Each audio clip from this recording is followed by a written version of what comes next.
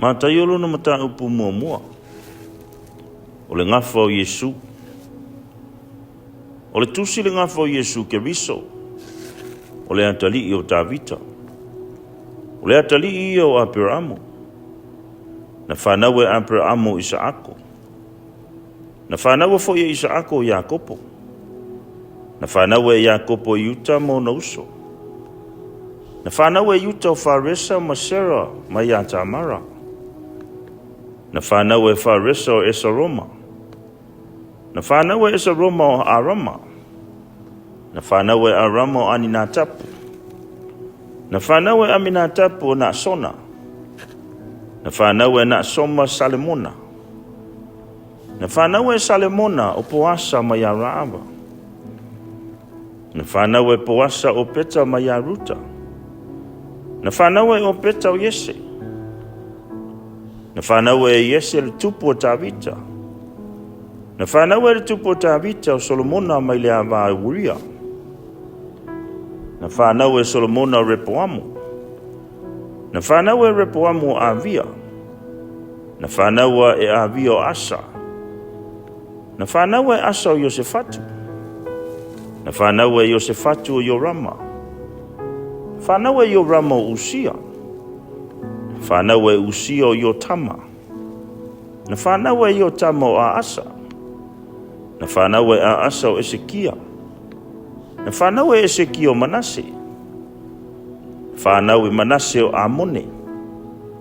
Na whanawe Amone o Yosia. Na whanawe Yosia o Yokenia. Mauna uso ina a tawhea i Papilonia. O tawhea i Papilonia.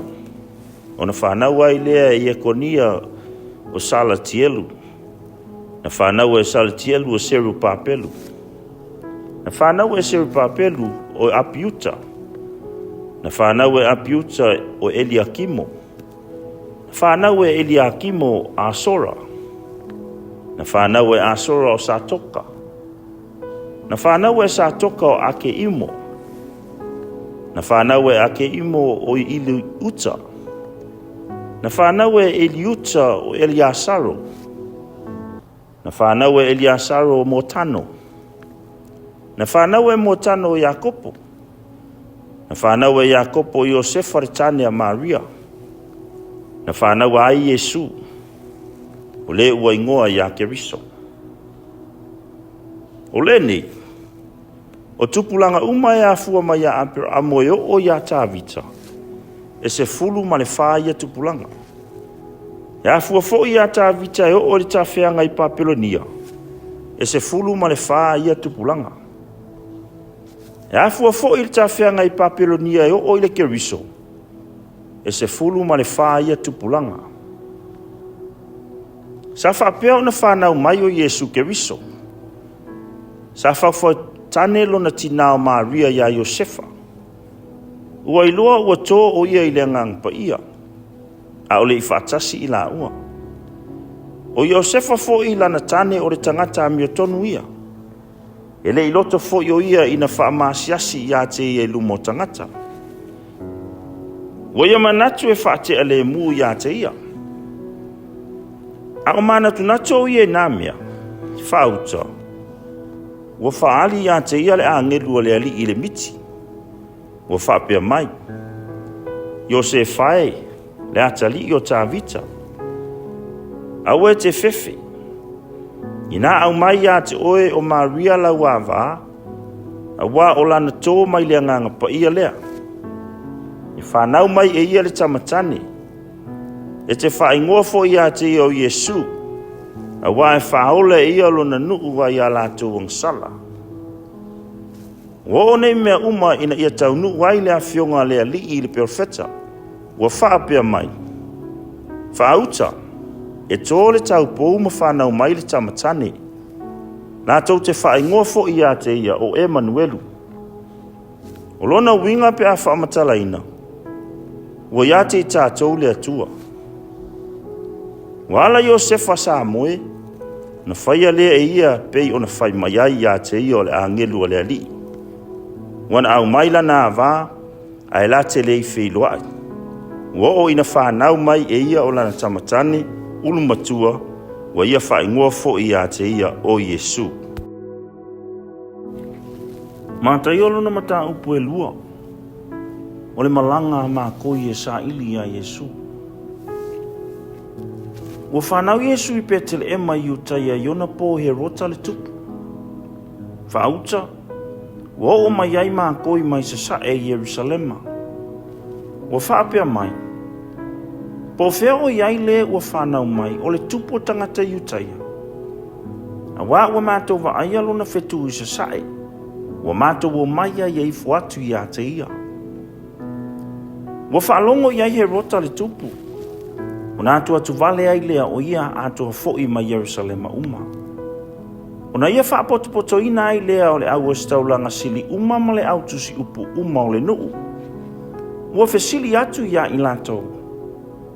Po fea o whanau ai le keriso. Na lato whai mai ai lea ia te ia.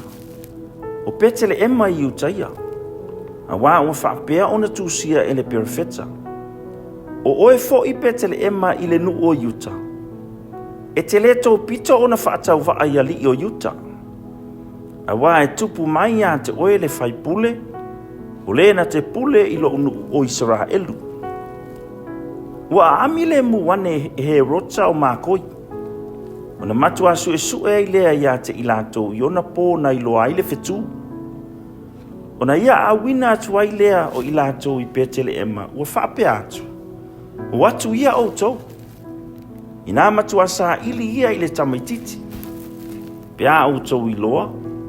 Ia o tau wha iloa mai ia te ai. Wa ufoi o te alu atu ai e ifu atu ia te ia.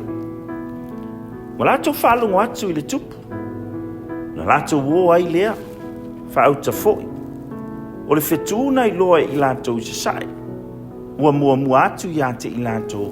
Ua o ina tū mai i lunga o le mea ua iai le tamaititi. Wa lato i loa le whetū. Ona matua tele ai lea o lo lato fia. Wa lato ulu fale atu i le fale. Wa lato i loa ai le tamaititi ma Maria lo na tina. Na lato whapa u ai lea. Ma ifo atu ia te ia. Ua talai fo i o lato o loa. O na lato avatu ai lea ia te ia o mea alofa. O le auro, ma le pulu lipano, ma le pulu muro. Ua whailoa ia te i lato i le miti. Awane ifo i atu ia he rota. Na lato o atu ai lea i lo lato nuu i le tasi ala. Ua atu i lato. Whaauta o le angelua le alii ua whaali mai a Iosefa i le miti. Ua whaapea mai. Tūla i ia. Ina ave le tamaititi malona tina maso sola i aikupito. Mano nofo ai se ia o whaiatu i a te oe. A wā o le asa ili he rota i le tamaititi ina ia fasioti i a te ia. Ua tūla i Iosefa. Ua ave le tamaititi malona tina i le pō.